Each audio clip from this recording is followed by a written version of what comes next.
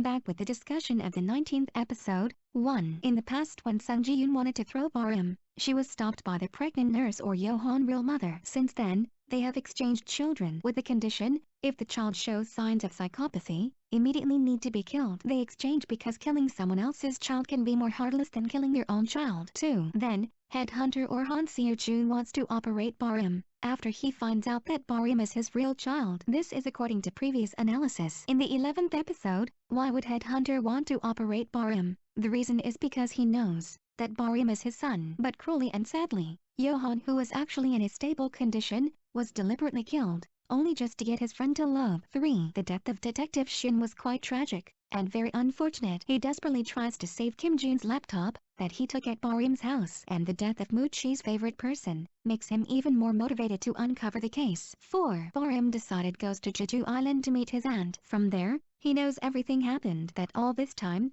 he lived in lies and plays, all that have been regulated and supervised by the Oz, and that Yohan investigated everything himself until he lost his life. From the supervision of the Oz organization since they were young, it was concluded that Yohan was suppressing his predatory instincts. Meanwhile, Barim let his predatory instincts lead him. That's why Yohan wasn't being watched anymore, only occasionally checked periodically. Meanwhile, Barim is still under constant surveillance. This conclusion may be based on their behavior from childhood to adolescence, where Barim often tortured and killed animals, so the predatory instincts are allowed. Meanwhile, Yohan, instead, saves injured beasts. Their predatory instincts were suppressed. 5. When Ji-yoon is attacked, she is saved by a young man in a hat, accompanied by the words, "Give birth to your baby," and that man turns out as Song Soo-ho. Song Soo-ho is the part of Oz team. It means that this organization had been formed right before Barim was born. Then, what is their goal in creating and running this research? If these unique genes children can become a controlled predators, then, the chances to have a specialized labs to create such genes is wide open because it is under the control of the Ministry of Science and Technology. So that is the possibility. 6. While Moochie is increasingly convinced that Barim is a predator all this time, and Bong Yi finally finds out that Barim was the one